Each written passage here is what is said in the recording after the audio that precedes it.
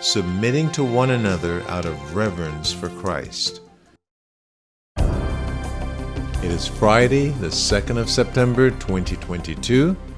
Clive Walsh here, and it's time for the reading of our devotional thought for today, which is entitled Reverence for Christ. And our verse today, Ephesians chapter 5, verse 20, which says, submitting to one another out of reverence for Christ. That's submitting to one another out of reverence for Christ. Alistair Begg writes, people submit to one another for many reasons, on the basis of politics or social structures, or even on the basis of pragmatism. Sometimes it's much easier, and certainly nicer, just to submit to people than it is to take the risk of seeming rude or confrontational. None of these reasons, however, are the motivating factors for Christian submission. Instead, the distinguishing feature of our submission to one another should be that it is done out of reverence for Christ. Bowing our knees to Jesus keeps us from being preoccupied with ourselves. Reverence for Christ doesn't only pull us away from ourselves, it pulls us toward Jesus. In Him we see how to heed the call of submission, for it was Jesus Himself who taught, whoever would be great among you must be your servant, even as the Son of Man came not to be served, but to serve and to give His life as a ransom for many. That's Matthew chapter 20, verses 26 and 28. He not only said these words, but He lived them. Consider, for example, Jesus washing the feet of the disciples in John chapter 13. As John records, Jesus, knowing that the Father had given all things into His hands, and that He had come from God and was going back to God, rose from supper, laid aside His outer garments, and taking a towel, tied it around His waist. Then He poured water into a basin and began to wash the disciples' feet. That's John chapter 13, verses 3, 4, and 5. What was happening here?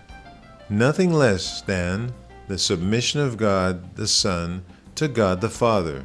He who came from God and is God was making Himself nothing by taking the form of a servant.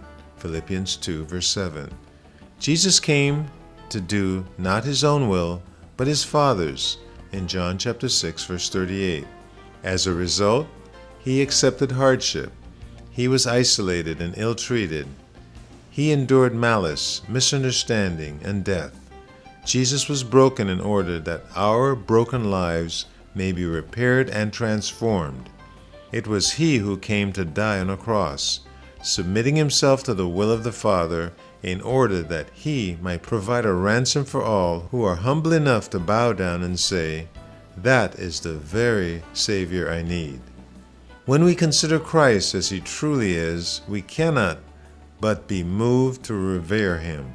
Who else would we respect and love more than the divine second person of the Trinity, who was willing to submit Himself even to death in obedience to His Father and for the good of His people? And when we revere Christ, we are ready to have the same attitude as Christ, one that does not grasp for preeminence or strive for authority or stand on our rights, but one who obeys God by submitting his own interests to those of our brothers and sisters. There are many reasons why we may choose to submit to another, and many more reasons why we may choose not to do so. But let this be true of you, that you submit yourself to others in your church out of reverence for Christ, who submitted to His Father and, in doing so, became your Savior. And that's the reading of our devotional thought for the second day of September 2022. Clive Walsh here, asking God's richest blessings upon you.